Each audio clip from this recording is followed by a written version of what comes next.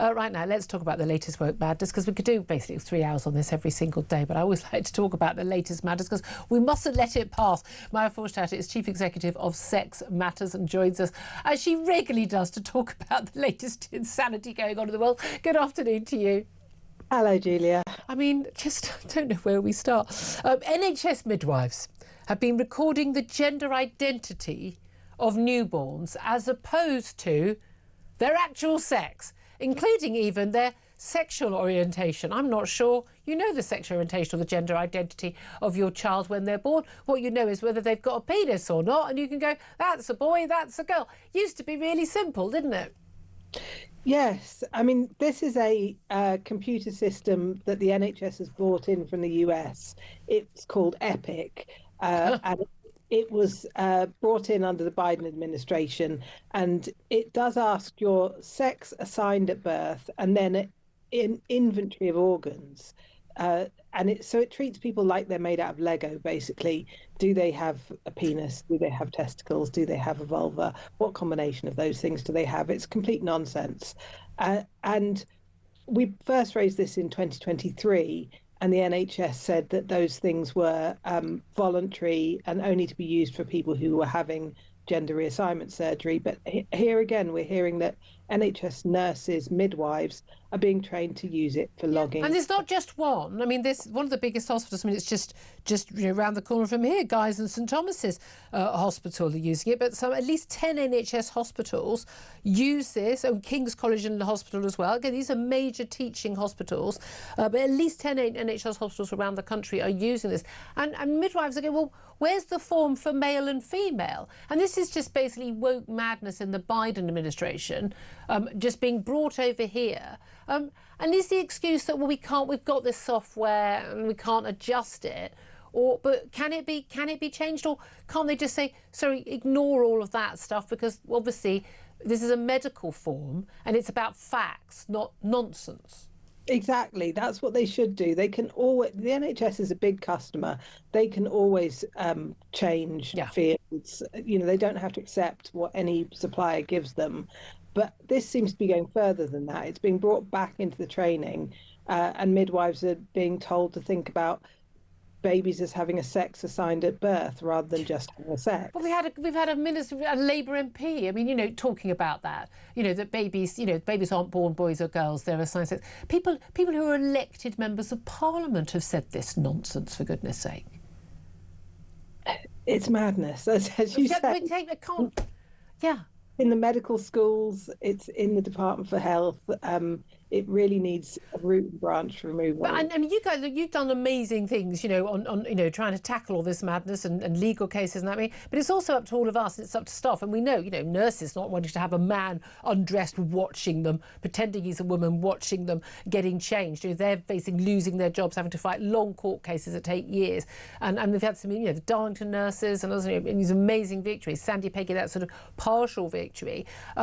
But you know, it's also up to us as patients saying, no, I will not have that. I mean, I remember going to the optician a year or two ago and just saying, no, why have you got my gender identity? Or you know, non-binary. That's not a thing. This should not be on this form. I went to the gynaecologist and there was some nonsense on that. I went, well, of course I'm female. Otherwise, I wouldn't be at a gynaecologist. I can't be anything but. I shouldn't be here otherwise.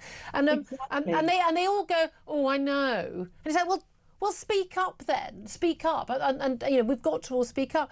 But this is it. The NHS is so totally captured, and as we've seen with these nurses just wanting the most basic levels of dignity, like not to have a man watch them get out, you know, down to their bra and knickers in a changing room. They're scared to speak up.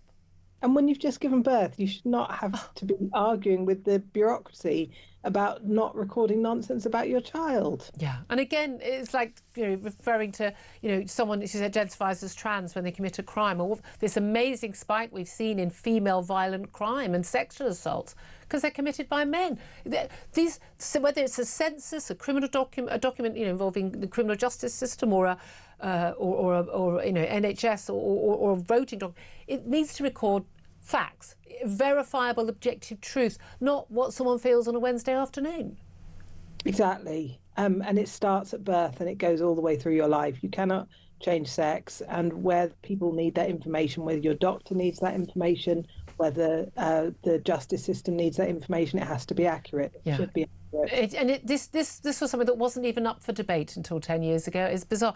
One thing that wasn't up for debate for 10 years ago was the idea that we had to use someone's preferred pronouns, because pronouns have a meaning, a meaning in biology, and it's very, very clear referring to a man or a woman or plural. And they also, they're grammatically correct or not. We constantly have this phrase of misgendering people, where, you're not misgendering if you call a man he or him or his, when he is a man, whether he calls himself a woman or not, you're not misgendering, you're being correct. But we've got a whole load of other pronouns that have crept in, and there's been an extraordinary row between the Green Party and Emma Bateman. So Bateman, she was the co-chairman of the Green Party women's group. She's now suing the Green Party after they suspended her because they accused her of mocking someone and refusing to use someone's, I kid you not, fairy pronouns. This is someone who identified as a part of the fairy people, didn't know that was a thing. Presumably they were at the bottom of the garden when they did this, and wanted to be referred to using, I don't even know how to pronounce these, fair pronouns, because they believe they're sort of basically mythical beings. And basically Emma Bateman refused, and now she's suing them for suspending her. Again, is this a Monty Python sketch? Well, Emma was making a joke. I mean, that's the funny thing. She wasn't even misgendering somebody. What she was doing was making a speech about pronouns, and she said something like, every time somebody's misgendered, a person with fair pronouns dies. It's a great joke. That's a great joke. Guys. There wasn't even anyone who takes these ridiculous pronouns there, and somebody weaponized that against her. They used that to try and get rid of her because she has said that men are not women and that women's rights need protecting. Yeah. She's an old school feminist, basically, who understands basic biological fact. She is, and she's a Green. She should be there fighting for the environment, not having to fight for basic facts. Yeah, it's genuinely quite terrifying. Whenever we read these stories, a reason I always want to talk about them, as mad as they are, is that when, political parties, organisations like the NHS, universities, wherever, when they're spending their time on this nonsense, they are not doing the job we need them to do for us. Keir Starmer has been out defending his decision today to vote in the NEC to block Andy Burnham from leaving the Manchester mayoralty to stand in this Horton and Garden by-election, saying, look, this is about funds, this is about your risk of losing a mayoralty as well. Is that a fair reason to have blocked Andy Burnham? Well, look, I think the PM was in a very difficult position, actually. I think he couldn't really do right for doing wrong in this situation. I think the excuse will be that it was about the fact that a by-election for the mayoralty would be required, and that's costly not just for the Labour Party, but for the taxpayer. $4 million, apparently.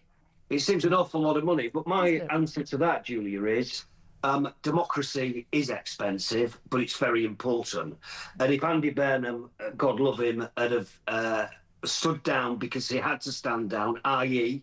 he was ill or any other reason, that have had to have that democracy in order to ensure that we elect a person to represent the region as Greater Manchester mayor. I think the honest answer from me would be the reason that he was blocked by the NEC, and they're entitled to do it, was because they thought he'd be a challenger against the leader and it'd be destabilising. Destabilising for the Labour Party, destabilising for the country, or destabilising for Keir Starmer and his little coterie of mates in number 10? Well, I think probably both, actually. I think if there's a contest against the leader of a political party who happens to be a PM, I think it destabilises the country, and I think the markets shift and there's a reaction. I think this psychodrama, which the electorate can't stand, it happened with the Tories. We've not learned from our recent history in politics in that regard. But the truth is, it was to stop Burnham, and that's just the reality, because they thought he might challenge Keir. I don't think he would. I think you don't think he would? I don't think he would. I think, look, there's no doubt that Andy Burnham has got ambitions in politics and he wants to be the PM, but there ain't a vacancy. You know, stop Burnham then. They're often, in my experience, been political journalists for a very long time, that they don't tend to always wait for a vacancy, and you know as well as I do, with facing a trouncing in the local elections in Wales and Scotland. It could see Labour wiped out, for goodness sake, and possibly losing, you know, a by-election for the mayor of Greater Manchester as well, equivalent to 20 constituencies in the north, which is supposed to be the stronghold of Labour. I mean, there's no question at all. There will be a challenge to Keir Starmer, in which case, would Andy Burnham, were he an MP in Parliament, would he be your first choice as a replacement? No, he wouldn't. It wouldn't be my first choice. Who would be? I don't want a contest, but I think what we need to do... You don't want a contest? I don't want a contest for the leadership. No, I want the PM to stay on and succeed. But I think we have to look to the reality of what's happened. Burnham was the favoured candidate in the sense that he was likely to win. I don't know if other candidates might win, but the only reason we exist as a party is to win parliamentary seats in order to govern. So we block the person who might have won in favour of an idea that he might potentially stand. Well, if that's our worry, every single MP in Parliament nearly has ambitions. They do. I mean, I don't want to be the Prime Minister, Julia. Honestly, I don't think I'm capable of doing the job. I don't think a lot of the people who want to be Prime Minister are capable of doing the job, but I admire the honesty. But this is the thing. The fact is, Julia, it's going to be me who's left, then, isn't it? Because most of them have got ambition. So what do we do? You know, and the other problem is this. You could be the kingmaker. The Labour Party allegedly are leaking that West Streeting 3 or 4 weeks ago was going to mount a challenge. Streeting denies it. And, you know, if Burnham was the elephant in the room that we're worried about, they need to concentrate their attention on the elephant in the cabinet. Well, there might be more than one elephant in the cabinet. Well, we're told that Andy Burnham reckons he needs any person running for leadership would need 81 MPs to back them to stand. We're told that Andy Burnham had cleared 100. Wes Streeting's people apparently are claiming he's got 200. I mean, there are 400 odd MPs. There's quite a lot to go around. The question is, of course, who the Labour Party membership would want, and they tend to vote for candidates on the left. They're loving the likes of Ed Miliband right now. Exactly. Dennis Skinner always used to say this to me. Why on earth do you think I get selected and elected for the NEC every 12 months? I said, I don't know, Dennis, tell me. He said, because they always vote left in the Labour Party. That's what they do. That's a rather good impression, that is. And it's true, I think. But honestly, you said a few moments ago, you don't want there to be a Labour leadership contest. You don't want there to be a challenge, because what you want is the Prime Minister to stay on and to succeed. Do you think that Keir Starmer is capable? You said you wouldn't run to be Prime Minister because you don't think you're up to the job. Do you think he's capable of being a good Prime Minister? Because there's not much evidence of it so far. Are you yourself threatened to rebel on issues like the random, out-of-the-blue decision to, you know, scrap jury trials? He's had to U-turn. I think are we on 15 U-turns now? I lose track. He just throwing stuff, you know, literally plucking things out of a hat and making these announcements. Everyone's going crazy, including his own backbenchers and supporters. It goes back in the hat. He U-turns. Is he even capable of doing a good job? I think he is. I do. Truly, I do. Really? I think he's doing a good job on the international stage. I think he managed to get the US President Trump into a position where he semi-apologised for the insult on our By all means, British, that was the king. Soldiers and so on. It might have been the king as well. The king would be entitled to voice an opinion on that, in my view. So I think he's doing a good job. I think he's respected in the European Union as well. Oh, God, no, they love him. They love him because he's bringing Britain back into the EU. I think he's fostered good relationships there.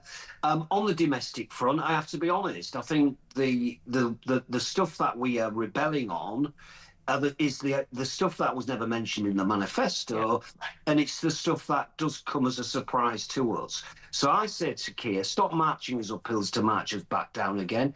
I said to him directly, get rid of this daft idea on juries. It's not going to work. But please give us a bit of notice. Consult with the PLP. Give us a chance to argue and debate issue. But that's not happening. But isn't this the thing? So you think he's doing fine on the international stage? That, by the way, that includes the EU. We're no longer part of it. I know you lot are desperate to go back in. But yeah, he's doing fine because he most of the time basically just does what they want. But also he doesn't have to consult anybody about that. But, you know, you think he's doing fine on, what, Chagos Islands, surrendering those? Do you think he's doing fine on, I mean, basically not actually having the defences for our country? We're only at, what, 2.3%, climbing to 2.5%. of spending on defence. I mean, you think he's doing well on that front? No, I think that the polls suggest that we're not doing well on a lot of fronts, actually. But I'm not entirely convinced it's Keir Starmer's fault, because I think people around him have got a role to play. But he appoints those people. I think, well, I think that's no, but a fair question. It's not like he hasn't got special advisors who've just been randomly plucked from nowhere. The man in charge, a man or woman in charge. Sorry, it's the Labour Party, so it's always a straight white man. You know the rules. A man in charge of the Labour Party. You're the ones obsessed with this stuff, and then always. And by the way, Andy Burnham, straight white man.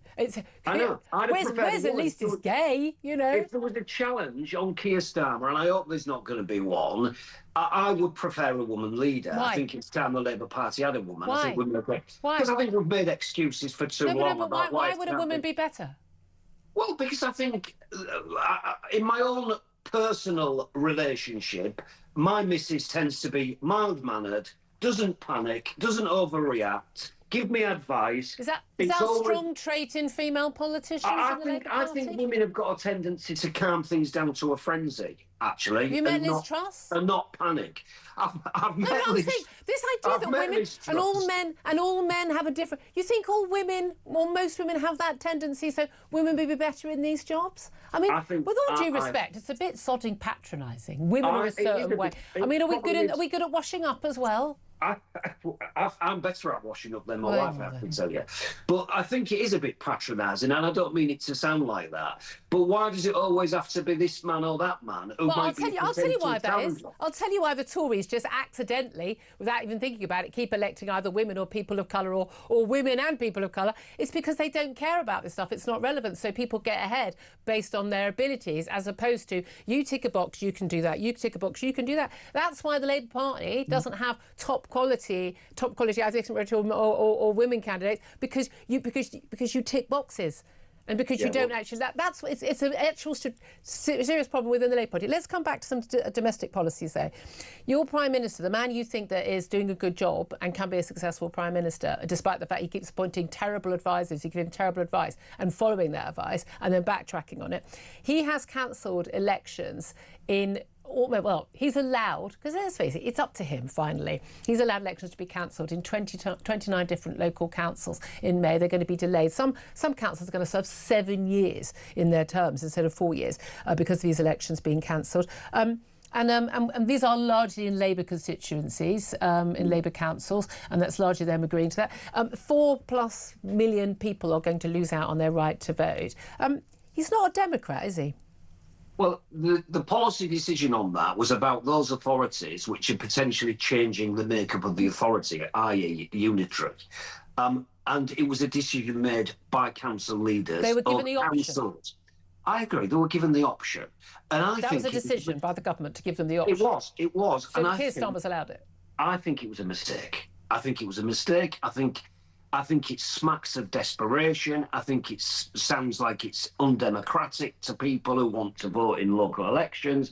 I think it was a mistake, but I wasn't advising the PM at the time, or indeed whoever it was in the cabinet which took the decision. I suspect it wasn't. But he doesn't want a Greater Manchester mayoral election. He doesn't want a leadership election. He doesn't want a local government election. He tried desperately to overturn the biggest vote for anything in this country's ever voted for, the 2016 referendum to leave Europe. He tried to overturn that for 3 years as Shadow Brexit Secretary. Have we just got a Prime Minister who doesn't really trust the British people? Well, I think that's why this decision yesterday causes me real concern, because I think it does suggest that the Prime Minister is weak, not stronger. I wished it spoke to a strength of a leader who was prepared to have a challenge. I don't think it does. And I think the real honesty is, I think Keir Starmer, although it makes me worry, I think the potential for a leadership contest has got greater now as a result. Very interesting. And do you think he'd win it? I think people might be a bit surprised, because I think the Labour Party membership don't want all of this nonsense, and they want the PM, who is elected as the leader and Prime Minister, to continue. Look what happened when we tried to get rid of Corbyn. The membership were very cross with us. They kept the leader of the Labour Party because that person was the leader. I think Starmer I honestly believe this. I think Starmer would probably win if it meant a contest in the membership. Yeah, but well, that's he'd have to get that. He could already be out by the MPs first, couldn't he? Carl Taylor, so interesting. Well, no, because he gets automatic right to stand as the leader. That's a good point. If it was a contest, he would be in the race. Yeah, but if you've lost the majority of the Parliamentary Labour Party, that's not going to look good, is it? Let's talk about pubs. We're either in a pub or we're talking about pubs on this show. Usual rules, but what sounds like it's going to be some good news later today from the Chancellor Rachel Reeves in terms of a bailout for pubs worth 300 million quid. What does it involve, and is that enough? Yeah, well, it's probably not enough, but it's a step in the right direction. And the issue here is around the business rates that pubs and any businesses pay. And that rate that you pay, that tax, it's kind of like the business version of a council tax, is calculated based on various things, including the rent that you might pay for that building. And there's two issues that have happened at the same time here. One is that they were last calculated during lockdowns when things were cheaper. So they've had this kind of uprating, but also there was this COVID relief that was phased out. And it meant that some businesses were facing, over 100% increases. Some pubs were facing over 100% increases. We're talking tens of thousands of pounds more. Yeah, just to be found out of thin air. Yeah, absolutely. They would just have to squeeze out of the very little profits that they make, more likely from having to cut staff. And when you add it to the national insurance increases they've got, the minimum wage increases they've got, many pubs are saying we simply are just going to go out of business. So there's going to be some kind of relief today so that those rates don't go up as much, or perhaps the relief. But again, as always with these things, it's only temporary, so we're going to be facing the same again. I discovered the other day that apparently the pubs that show football, which is a really big part, like getting people into the pub, and they don't pay the same rate as we would pay to get the Sky package for the footy. They have rate because they're going to have a load of people watching it. But the rate they pay is based on their business rates. So when their business rates go up, all these other costs go up as well.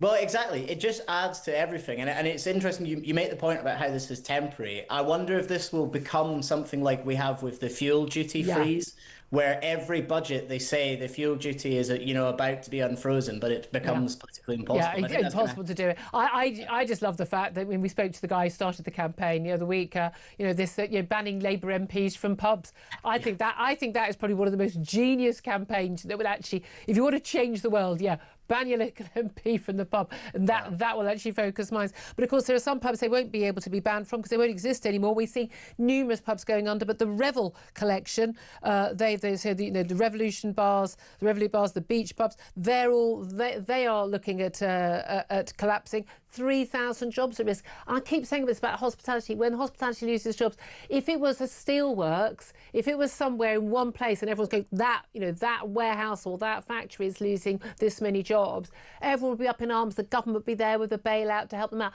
But because these are jobs that 20 here, 100 there, 30 there, it's across the country. We don't see it as the same sort of dire need, but we're looking at so many jobs going. And pubs are crucial to our culture. And by the way, I think we should be clear here. The reason pubs are going to get this relief is because pubs are quite good at organising and campaigning. But other hospitality businesses, cafes, restaurants, small restaurants and stuff, are going to be having the same problems, but maybe don't have that same lobbying voice. But I think if you speak to people that own pubs, certainly, not big brewery chains, but like the independent ones, they don't want to run as charities. They can run as a business as long as the state does not create this environment where labour costs are so high, energy costs are so high, taxes are so high that it just becomes unprofitable. They don't want to, exactly, no one's looking for a handout. It's not a subsidy. It's like, you could only tax, the business rates is a tax, all the VAT, all the cost most of the cost of a pint of beer or a glass of wine is tax in this country. I think we're all amazed when we go to Europe and you go, how much for a glass of wine or a pint of beer? Like, what? These are choices that the government makes, and it has a big impact. Let's hope that none of these publicans who are looking at possibly going under are suffering from rejection sensitivity, shall we? Because this is an extraordinary story. There's this woman, Sophie Stone, a neurodivergent events freelancer, apparently. She's been awarded £12,000 at a tribunal after complaining that her boss told her to stop thinking outside the box. get back in your box. Apparently, she'd asked. She was invited to the. She works from home most of the time. You have to turn up once a month. There was a work summer party, and she asked if there would be a breakout area at the work summer party in case she got overwhelmed. Already at this point, I've lost the will to live. And apparently, the comment saying, "Well, stop thinking outside the box." There was something about she and a mate were going to be able to sit in someone's car if they were overwhelmed. I mean, for the love of God. But apparently this violated her human right to respect because she was being instructed to act neurotypical and not to rock the boat. She's won 12 grand basically for disability, harassment and victimisation. I mean, we don't stand a chance as an economy, do we? We don't stand a chance, Michael. No, absolutely. I mean, this is just unbelievable nonsense. Like, I mean, rejection sensitivity. I think I have that. Isn't that, nobody, that's just part of the human condition. It shouldn't stop you doing your job. And all I can say is, thank goodness that the day one right to sue your employer was removed from the workers' rights bill, or the employment rights bill that's coming through, because otherwise we'd be seeing, people doing this literally in the first week, within the first hour of their job. They would have been able to sue their employer for comments like this. And as you say, many employers, they pay up. Yeah, I know people who they've been accused of various things. They go, everyone knows it costs you, £5 grand payout or whatever it is, and it will save you 10 grand in legal fees. And I know a number of small employers have gone, I don't care. Yeah, and I'm going to fight it on principle.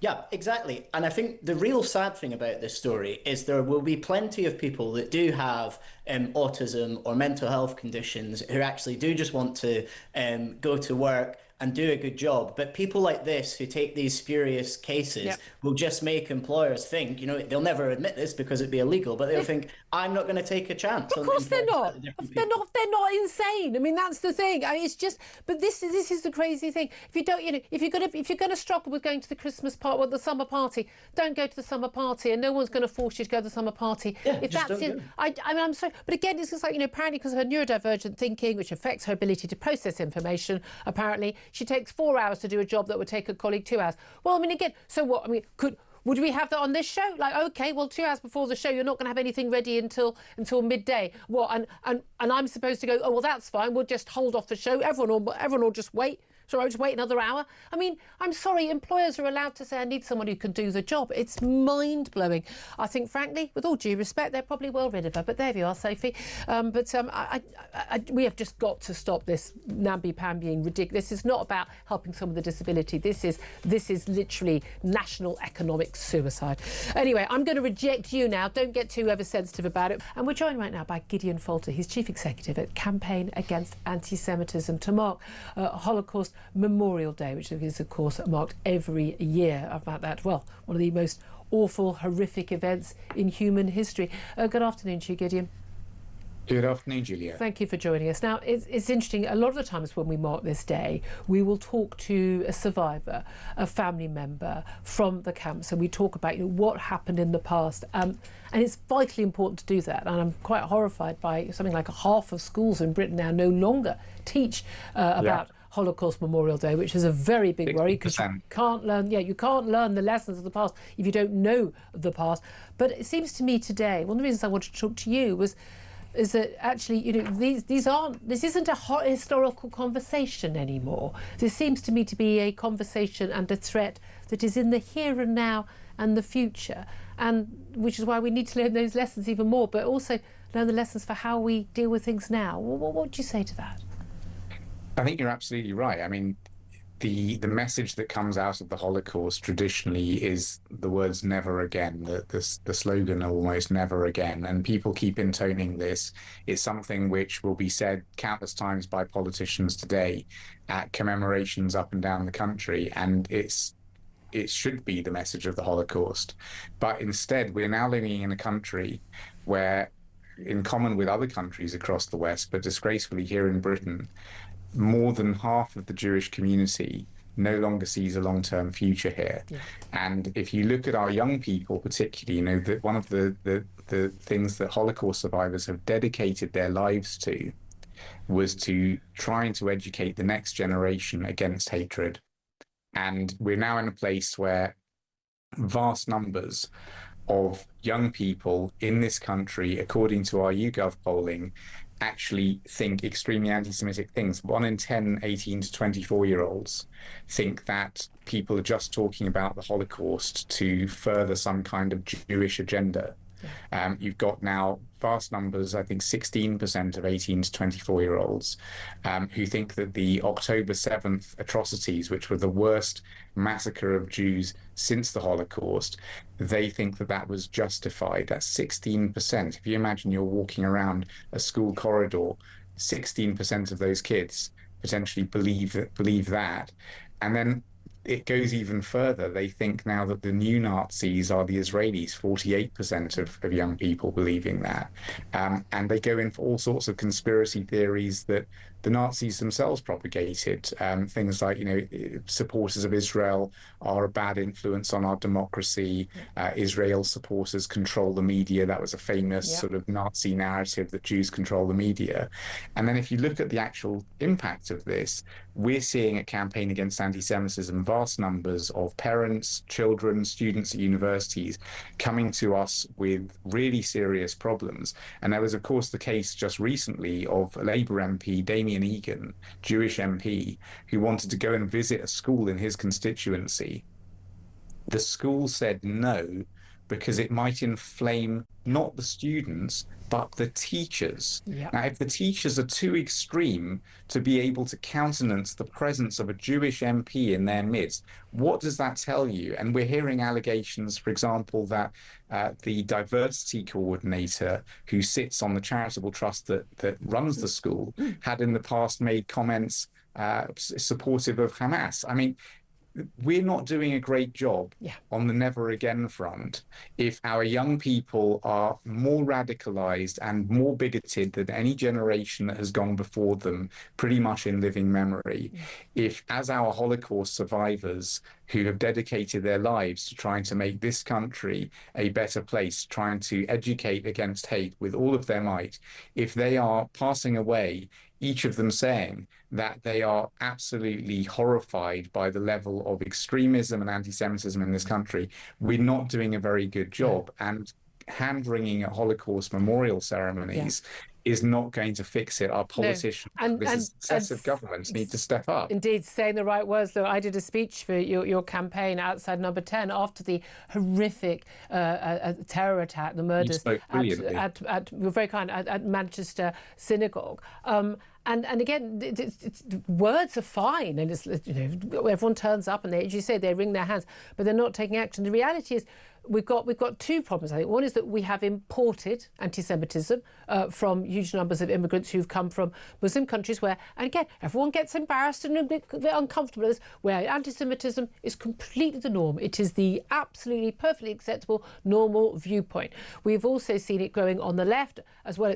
For a long time, it was only seen as a problem on the right. Massively growing on the left, the views of many of those who were supporting Jeremy Corbyn. What we see, the bots and the like online pushing a lot of this stuff. Some of the stuff, and God knows what you get on your social media, the stuff that I get. I mean, by the way, I'll be getting my 7,000, I never know, is it shekels, dollars or pounds from the Israeli government for making this comment. I keep saying to everyone, can I have it in pounds? It's worth more.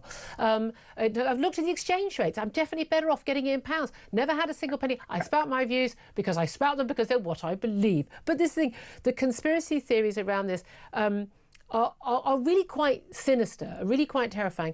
And anyone who's not been to a Holocaust museum, anyone who's not learned about this, for the love of God, go along and see how this starts. Because when we talk about the dangers internationally, and I often talk about, we're in the 1930s internationally, but we're also well into the 1930s when it comes to dealing with anti-Semitism. And there's no doubt anti-Semitism at every time, in every country, in every nation, across the world, in every era, has been the canary in the coal mine that something is going horribly, horribly wrong.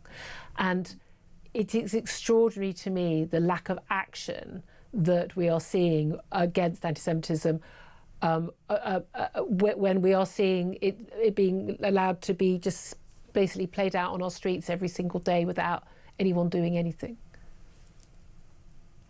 Yeah, I mean, look, just look at the state of things in the UK now, where we've got these stories coming through not just of anti-Semitic extremists, but also of police forces failing abjectly to do enough. I mean, look at this scandal in the West Midlands, where the police chief and others in the top brass have tried to fit up, essentially, Israeli football supporters so that they can ban them from the town. Now, if you told me 10, 15 years ago that we were going to have a situation in which Jewish football supporters were told that they couldn't enter the city of Birmingham, the second city of the UK, if they were told that they couldn't, I would not have believed you. I wouldn't have believed it 3 years ago. An MP, a Jewish MP, would be turfed out of their local school by the teachers. I mean, this is the situation that we find ourselves in, where the authorities themselves are, instead of standing up to these anti-Semites, which is surely what the lesson of the Holocaust must be, instead of standing up to them, they're appeasing them. And you're absolutely right to call it out. You know, the far right was traditionally the bastion of sort of neo-Nazi hatred, but the far right, and this is not me saying this is our polling of the Jewish community. The Jewish community is saying the far right is a worry, but it is far less of a worry than the far left. But above the far left even are Islamist extremists. Yes. And those are the primary problem that the Jewish community perceives in the polling. And you just have to look around at some of the situations that we're seeing. There are Islamist extremists who are essentially able to call the shots in their local police force. There are teachers, far left teachers, who are able to tell their school that they don't want a Jewish MP there. Yep. And there are many, many cases. Hey, no, by the way, sorry, the guys who decided to have their pro-Palestinian flags and drive down from the north of England to North London and drive through a largely Jewish area, driving it very close to my home, shouting with the megaphone on camera, it's all on camera, that they were going to rape the wives and daughters of Jews in the local area. They're talking about my friends, my daughter's friends. Eventually, after a big enough outcry, they got their collars felt. No prosecution. If you're not prosecuting people shouting about raping women and girls publicly on camera in a public street in daylight, you ain't taking anti-Semitism. Yeah, exactly. I mean, that's the thing. Can I just ask you, on a more positive note, and this is a positive note, we saw the final body of Israeli hostage, this is Rankvili, returned from Gaza. The IDF found him, not returned by Hamas, who were claiming the credit. They had mysteriously couldn't find him. He was finally returned. He's the final dead hostage. We had, thankfully, the live hostage home already after 844 days since October the 7th. There's going to be a ceremony at Hostage Square, which was when I went to Hostage Square in Tel Aviv, one of the most moving experiences of my life last September, where, you know, they're going to turn off the clock that was counted those days, those days, those weeks, those months, those, you know, minutes, the seconds. Where are we on that? Where does where we are in anti-Semitism in this country and where we are with what's going on in the Middle East, where does that take us? The first thing is that this is, frankly, a miracle. I think in the wake of October 7th, there was no one that really expected that every single last hostage, alive or dead, would be brought back from Gaza. And so I think everybody who's been watching this, and particularly people in the Jewish world, have felt that this was, frankly, a miraculous event. It's also a very sad event because, of course, the last hostage returns from Gaza dead in a coffin. Yeah. And so many of them did, including children, including a 9-month-old baby who Hamas kidnapped and then brutally murdered. Yeah. So I think the first thing is, what an achievement. The second thing, I think, is look at how this happened. This only happened that the last hostage was retrieved from Gaza because the Israeli government did not listen to Britain and others in the West who kept saying, oh, you mustn't go there, you mustn't go there, you mustn't keep on fighting. And unfortunately, this was a war in which it was necessary for Israel to go and retrieve the hostages themselves. This was not a hostage who was retrieved because Hamas kept to the terms of the ceasefire. This was a hostage who was retrieved because the Israeli army went and retrieved that hostage. And I think for many people in the West who've been throughout this whole thing, essentially doing the job of Hamas propaganda, I think need to look at themselves and realize that they failed. They failed to understand the nature of the evil terrorists that Israel was dealing with. They failed to understand what is necessary to defeat them. And Israel didn't listen. But if we in the West take our own advice that we have been giving to Israel, we are doomed. Right now, the National Security Advisor, Jonathan Powell, is allegedly telling Keir Starmer that he thinks Hamas shouldn't have to completely disarm. What on earth is this appeasement that has taken hold of Britain? And, you know, taking it back to Holocaust Memorial Day, surely the proudest thing about Britain's involvement in the Second World War is that the policy of appeasement was something which Neville Chamberlain started and Winston Churchill resoundingly ended. And we fought tooth and nail against evil. Absolutely. And we realised that sometimes you have to fight your enemy and give no quarter. Absolutely. And thank God we did. Absolutely. And I feel we're going to be fighting again. Gideon Falter, Chief Executive of the Campaign Against Anti-Semitism, thank you so much for joining us. Such an important day, Holocaust Memorial Day. Tom Slater, listening to all of that. I'm just always pondering the question, where are the anti-fascists these days? Because if you think about the left constantly calling everyone to the right of Rachel Reeves, the F word, and yet both on our streets, but also most violently and apocalyptically in Gaza and southern Israel with Hamas's pogrom on October the 7th, you saw the closest thing that we have to a fascistic movement, the anti-Semitism, the barbarism, the desire to impose its totalitarian writ on the world, and yet everyone's been staring at their shoelaces, or worse, making excuses for them, or worse, openly supporting them. On our streets. In the future, we will look back with a mix of horror and bemusement at this period, I think. Horror mostly, I have to say. Let's talk about the pub bailout that wasn't a bailout. It's going to be worth, we're told, 300 million quid, but it works out as £1,650 on average per pub. Is that really enough to save the Great British Pub? Well, let's talk to Tom Kerridge about that. Not only is he a Michelin-starred chef and TV presenter, he's also, of course, famously a pub owner. Very good morning to you, Tom. Morning, Julia. How are you? Very well indeed. Lovely to talk to you. I mean, look, people might say, oh, come on, you know, you must be doing very well. You've got your Michelin stars, you've got all your successful business, you're always on the telly, you're not struggling. But how hard is it to run a pub these days? I think they are fair points. I've been asked to appear on media and talk about things that I have a secondary form of income, and that does come from television and books, and that puts me in a very fortunate position. However, my businesses are struggling exactly the same as everybody else's within that hospitality sector. We sit there, you know, I am, for every one of me or Michelle Roux or Gordon Ramsay or anybody else that appears on television has businesses in hospitality, there are hundreds of thousands of other businesses that are not in that fortunate position with secondary incomes. Our local pubs, our coffee shops, our restaurants, our hotels, everything that's in hospitality is incredibly under pressure. The margins are so small. Most, if not, I would say 95% of operators are just about breaking even, if not making losses. So at the minute, the sector is under huge economic pressure. It is a culmination of things over the last 5-10 years, post-COVID, pre-COVID, post-COVID, of issues that have dropped into it.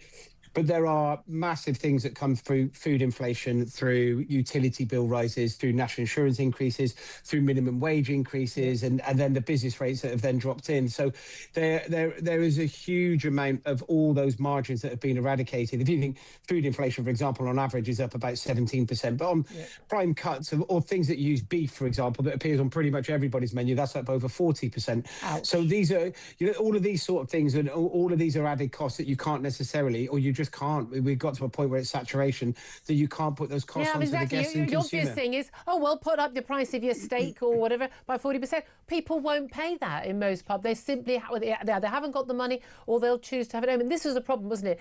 COVID and lockdown exacerbated things. I still remember a picture popped up on my, you know, when your phone every now and then pictures pop up of me and my husband and my brother having a drink in the pub the first day we were legally allowed to sit outside a pub, and it was so exciting for everybody. But people got out of the habit of going to the pub. Oh, I can get the drink for a fraction of the price at the local supermarket. But of course, we miss out on all that, you know, the banter, the camaraderie, the meeting people, and keeping local businesses afloat.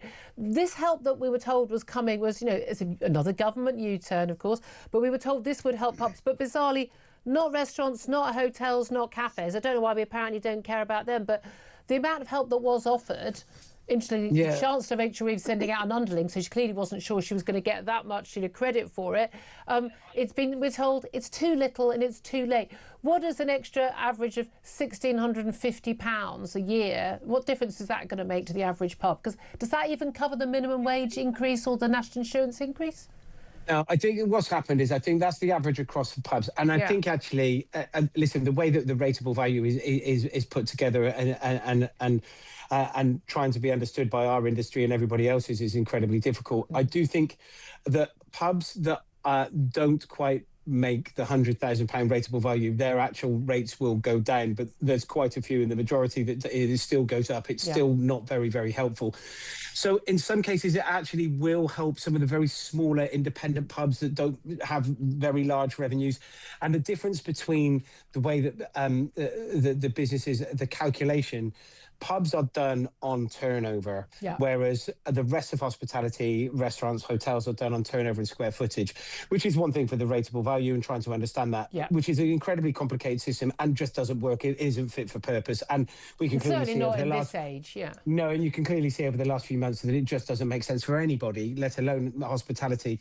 I think the bigger issue is that pubs now operate with many food offerings. Many of them operate just like restaurants. Many of them operate with the same sort of... with the same costs, and the same for hotels. And the difference between ordering a drink in a hotel bar or ordering a drink in a pub, the costs are exactly the same. The minimum wage is the same. Everything else that comes into it is exactly the same. So a blanket help for hospitality would have been much better than just singling out pubs. I think there's only, out of 7 people, one in hospitality, 1 in 7 work in pubs. That's the other 6 work in every other side of hospitality. But again, also, and it's a really key way, you know, and Claire's in the studio with me as well. You know, they've got teenagers. It's one of the, and it's how I started out, working in doing pub lunches, working behind the bar, working as a waitress. It's actually, you know, it's a key entry to the world of work for lots of young people. Again, a lot of pubs, they can't afford to hire people. Why would you hire someone who's, you know, a teenager when you're having to pay the minimum wage that costs a fortune, when they're at that point probably not worth the minimum wage? What help would you like? Because we talked to a guest yesterday, and we actually talked last week or the other week before, Andy Lennox, the guy who started that campaign basically banning Labour MPs from pubs, which is, I think, has had quite a big effect on Labour MPs. But you know, you don't want charity. You're not looking for a handout here. These are proud business owners who wanted to provide a service and to their local community, and we want to support that. What could the government do that would actually help? The biggest thing is bringing VAT in line with the rest of Europe. I mean, we operate on the highest VAT costs across Europe, you know, where everywhere else sits between 8 and 12, maybe 15%. You know, you're at 20%. What that does is... We're at 20%, and what that does, because most other businesses, they have VAT on whatever they do, but you can get it back. Whereas hospitality, there is nothing that you can get back. So what you need to be able to do is those percentage margins will allow hospitality operators to operate, to be able to pay bills. So this is all within the power of the government. Like these international inflationary differences on food or on energy, they have the power to just, they don't have to give anything, they just have to not take the same amount in tax. That's what they need to do. And then we would keep those businesses going, paying tax. We would keep those jobs going, paying tax, and we'd keep these vital parts of our local communities going. Yeah, I think it's a harder sell. I understand when you say to somebody, listen, we need to be able to pay less tax up front, but long term, it is help. It is about growth. It is about the future.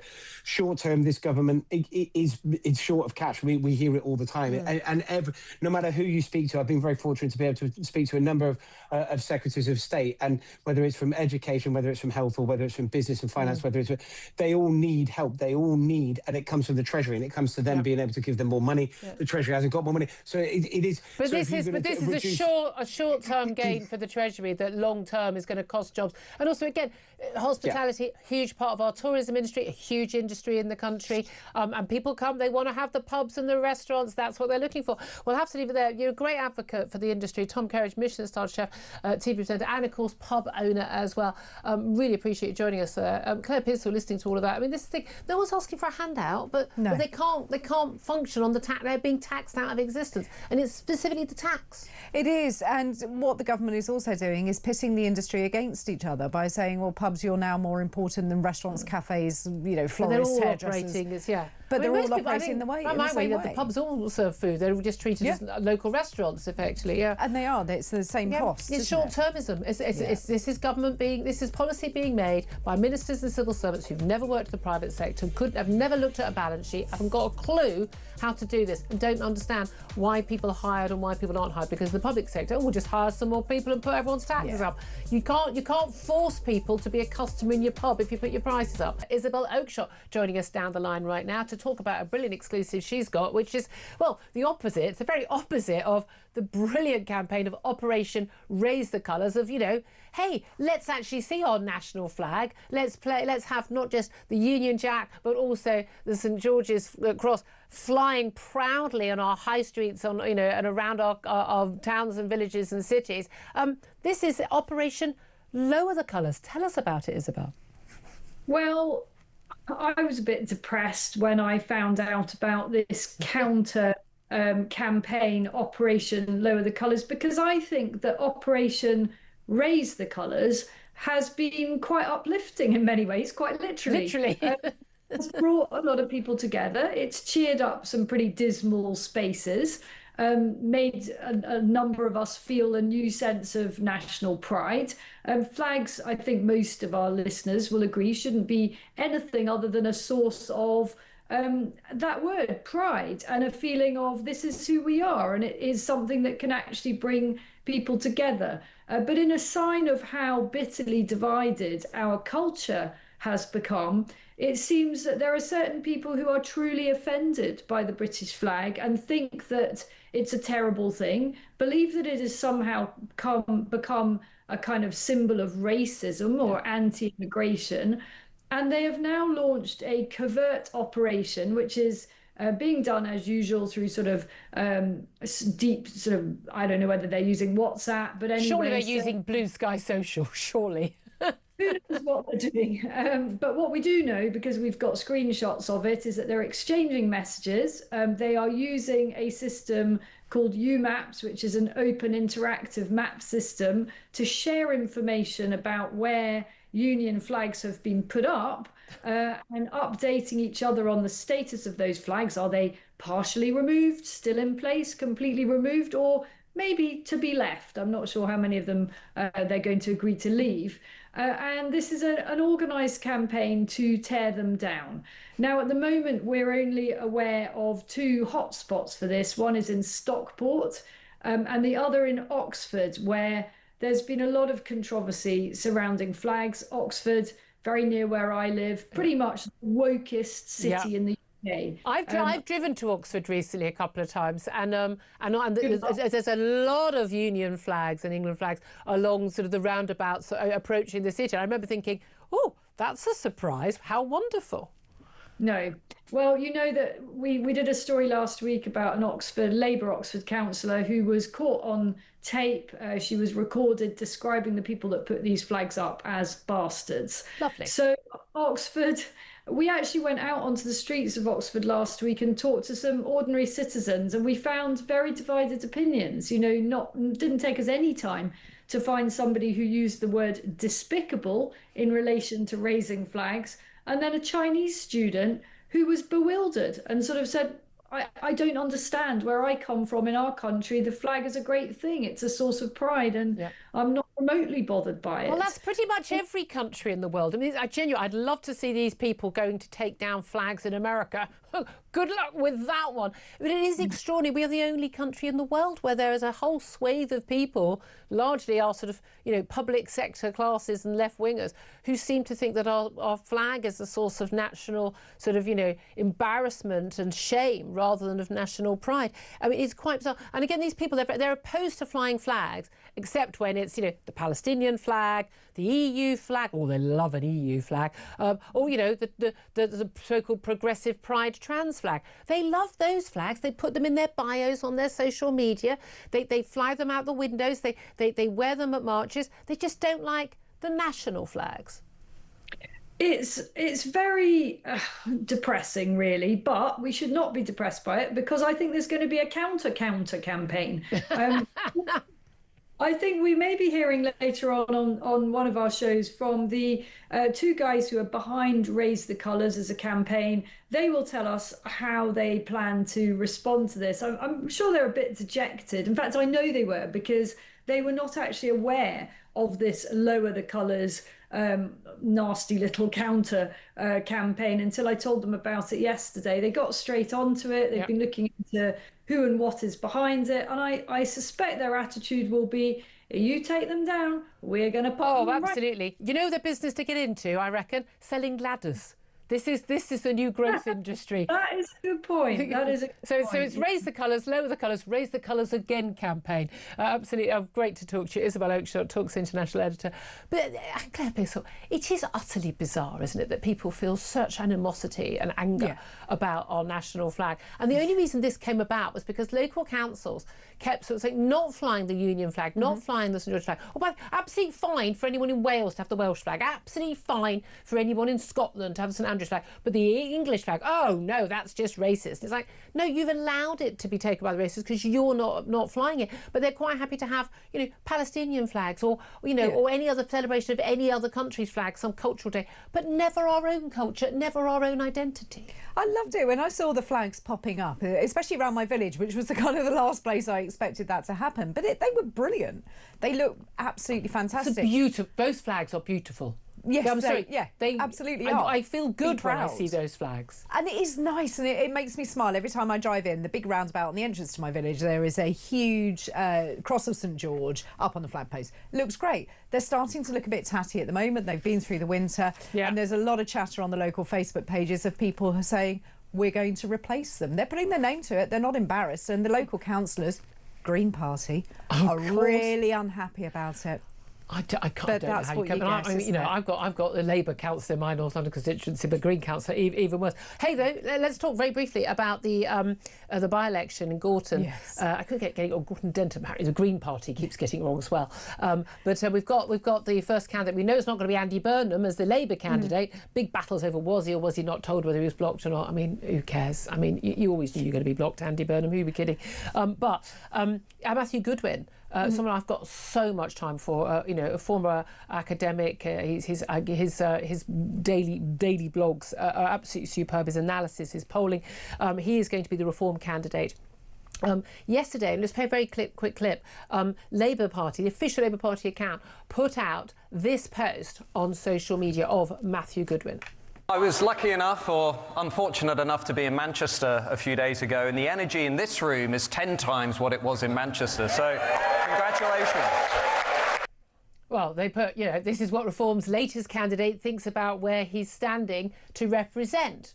Except, if anyone who'd actually recognised that clip, and it was pointed out within seconds, I was among the people who pointed out and knew straight away, he wasn't slagging off Manchester as a city. Oh, God, no, what a terrible city. He was talking about, he just left the Conservative Party conference in Manchester, which Labour Party would have known. To make that clip, you would have known the context of that. They knew it. Everyone, community notes, everything like that, but they've left it up. Other cabinet ministers have retweeted it, and they're like, but this is the thing. I'll call it out, whichever party does this. When you insult voters like this by making something up, or making up a lie about somebody, I don't care whether I agree with the candidate or disagree with the candidate, agree with the party, disagree with the party, you're insulting voters. Yeah, you are. Absolutely, and they should be better than that. You go and you look at the person's policies. I'm sorry, I'm a bit old-fashioned when it comes to politics. You'll never catch on. You look at the policies of that individual, but also I think that the Labour Party may have committed an offence against the Representation of the People Act, which states that you cannot make falsehoods against a candidate of a political party. Oh, wonderful. We like that. No, but they is. bang on about disinformation and misinformation online. And they put out some of this. And when the Tories have done that, I've told them off as well. Well, they've done some dodgy things in some of their campaigning, pretending that their social media account is an official sort of account, a sort of neutral account on something. Again, it's wrong. It shouldn't be done. And you cannot bang on about disinformation and misinformation and lies if you're doing it as well. I mean, everything that comes out of the Green Party mouths is definitely a lie, but there we are. We don't know who the other candidates are going to be, but there's no doubt at all this story is going to keep on going. This is going to be a battle royal, but apparently it's now likely to be between Reform and the Greens.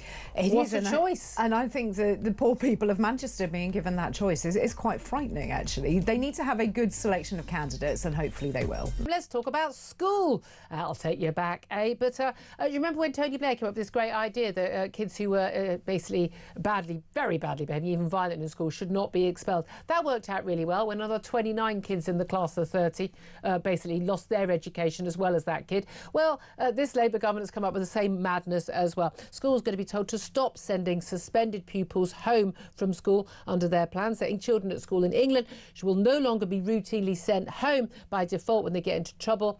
As if that happens all the time anyway. You have to do quite a lot to get suspended from school, but they will need to be kept not necessarily in that classroom, but in school rather than roaming the streets, possibly becoming involved in crime, or just sitting on their phone or at home with their parents, who may well be part of the problem. Is that solution though? Let's talk to Tim Clark. He's a former head teacher. Afternoon to you, Tim. Afternoon, Julia. Sorry, good to see you. Mr. Clark, sorry. Sit up straight, everybody. Straighten your tie. The head teacher basically told, look, if their kid is disruptive, if they're violent, you can take them off the premises. Otherwise, you're going to have to keep them at school, but not in the classroom. So presumably they have to find another room for these kids and someone to supervise them. Is that even vaguely practical? OK, well, it is. I am very worried about this, and I endorse everything you said in your introduction. But I think this is actually a lazy policy, because what it's basically saying, kids are badly behaved, the schools have got to deal with it. And the reason why it's lazy is because so far we have seen no other suggestions or options open to schools. And if what the government was saying, look, we're going to do this for schools, give you these extra staff to look after these difficult kids, give you extra facilities, you said about withdrawing them from lessons, fine, but schools need space to do that. They need staff to supervise them. And this is why I say it is a lazy policy. But I just make 2 or 3 general points. The first is, I totally endorse your first point. Yes, tens of thousands of kids are suspended. That is worrying. But 9 million kids are not suspended. And they should come first. We need to provide a safe, happy, vibrant environment for them to learn. And if that means a minority need to be removed, either from the lesson or from the school, then so be it. But they have to come first. The second point is that I think, again, this is being lazy on the part of the government. It's very easy to reduce the number of suspensions. You just say you don't do it. The bigger question is, how do you improve their behaviour? That's a much more difficult If you haven't got some ultimate powers, I mean, you can't knock them around anymore. You can't beat them with a cane. But you don't improve pupils' behaviours by removing the sanctions available to schools. And let's face it, what sanctions are available to school? You can put a kid in detention, you can isolate them, you can give them extra work, jobs to do around the school, picking up litter, you can call the parents in. But once you've done that, there's nothing what else do you do? And the third point I should make, which I think is again a sign of real laziness on the part of the government, the single biggest cause of exclusion, I mean, some of these figures are appalling, 19,000 of them for physical assaults on teachers. And then we wonder why we've got a teacher recruitment and retention crisis. But the single biggest cause is persistent disruption. Now, surely the clue is in the title. It means schools have already tried everything else. And what the government is saying is just keep doing the same things which have failed. That's why we're excluding them. Yeah, I mean, this is the frustration, and I've mentioned on the show earlier, and this has been a sort of one of those debates, and I know it always goes through, whenever I see anybody who says, oh, we shouldn't exclude pupils, or they shouldn't be sent home, whenever I see any of that, I always check someone's bio. I want to know, what kind of school did you go to? And invariably, it's someone who went to a private school where that behaviour wasn't tolerated, the other parents wouldn't put up with it, and you've got kids coming from privilege, or they went to a grammar school where everyone was there and bright and ready to learn. They'd had their broccoli for dinner the night before and a good night's sleep. They haven't gone to a bog standard comp where there are kids who are routinely disruptive, who could be violent, who are not there to learn, who've got their phone on, not interested, kicking, shouting at the teacher. They've not been in those classrooms. They don't understand what it's like for the other pupils or the teacher, and they're full of sympathy. And we probably should be full of sympathy for the kids who are acting up, because they largely come from every bad child deserves lives. An education. Every child deserves an education. But it can't be a problem for the other 29. Yeah, but not at the expense of the others. And I'd be having been the head of a comprehensive and of a grammar school, I'd be careful what you say about grammar schools, because they have no additional powers over discipline over their pupils than any school. It's about the children who turn up to school and the parents' attitude. Well, therein you touch another really important point. I mean, a percentage that is often not mentioned, kids only spend 17.5% of the year in school. 82.5% of a kid's life is outside of school. Now, I'm not saying schools don't have a role to play. They have a crucial role to play. But if you really want to improve behaviour, you have to consider what goes on outside of the school gates. Yeah, oh no, you only have to look around and see what kids are getting away with their parents to wonder why. Of course, they don't expect to sit down and shut up and be told what to do by their teachers, or to be respectful, because they're not expected to do that at home. But this thing, what is the solution? Because realistically, a lot of these children, they need extra help. We need intervention from a very early age. We're getting kids who are being suspended at primary school. Imagine a kid being suspended from primary school for violence, and it's mind blowing. But we need very early intervention, and that costs money. That takes time.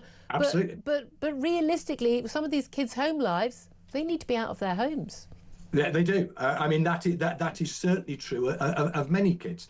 I think there are a number of things. It isn't all negative. No school can or should be run purely on sanctions. No. Sanctions are crucially important, but I've always believed in a very happy, vibrant school. Extracurricular activities, sport, music, drama. Get the kids involved. Get the kids wanting to be in school. Pastoral care, counselling, mentoring. All of those things have a really positive role to play. But as you say, they cost money. And at the moment, many schools are reducing staff to balance the books. Yeah. That's where, the government should be looking. Can we provide additional staff? Can we provide additional facilities? I mean, in my second school in London, we had an isolation room. Yeah. That had to be staffed. Well, a small school might not have room for that. Or the member of staff.